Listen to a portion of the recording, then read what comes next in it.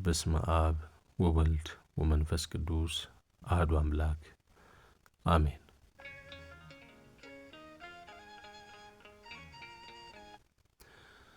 የሉቃስ ወንጌል ምዕራፍ 2 ከቁጥር 4።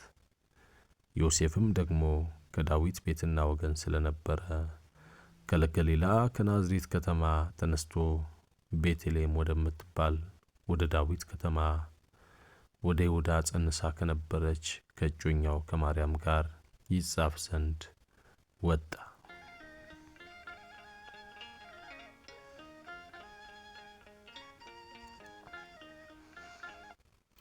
በዚያም ሳሉ የመውለጃዋ ወራት ደረሰ።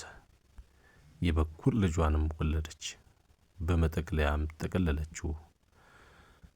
በእንግዳዎችም ማደሪያ ስፍራ ስላልነበራቸው በግርግም አስተኛችው።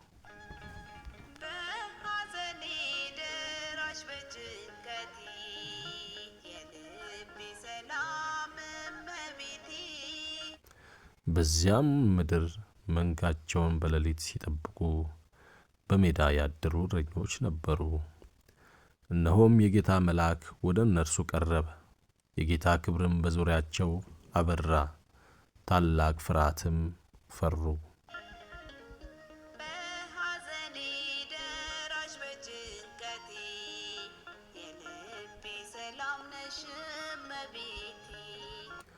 መልአኩም እንዲህ አላቸው፣ እነሆ ለሕዝቡ ሁሉ የሚሆን ታላቅ ደስታ የምሥራች እነግራችኋለሁና አትፍሩ። ዛሬ በዳዊት ከተማ መድኃኒት እርሱም ክርስቶስ ጌታ የሆነ ተወልዶላችኋልና። ይህም ምልክት ይሆንላችኋል፣ ሕፃን ተጠቅልሎ በግርግምም ተኝቶ ታገኙታላችሁ።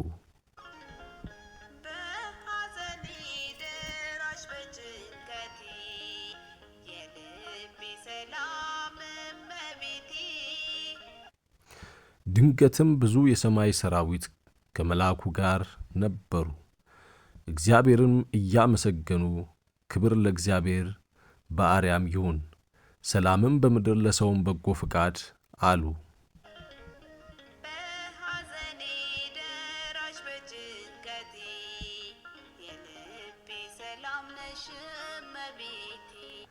መላእክትም ከእነርሱ ተለይተው ወደ ሰማይ በወጡ ጊዜ እረኞቹ እርስ በርሳቸው እንግዲህ እስከ ቤተልሔም ድረስ እንሂድ፣ እግዚአብሔርም የገለጠልን ይህን የሆነውን ነገር እንይ ተባባሉ።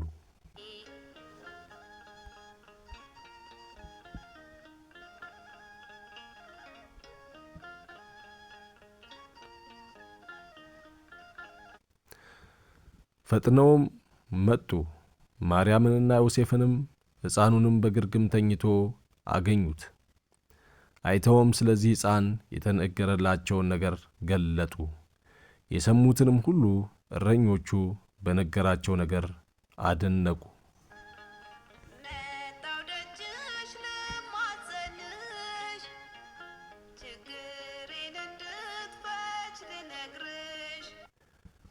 የሰሙትን ሁሉ እረኞቹ በነገራቸው ነገር አደነቁ።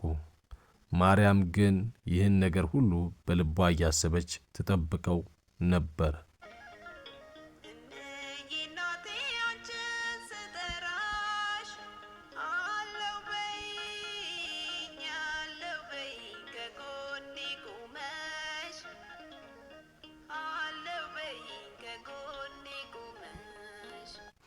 እረኞችም እንደተባለላቸው ስለ ሰሙትና ስላዩት ሁሉ እግዚአብሔርን እያመሰገኑት እያከበሩ ተመለሱ።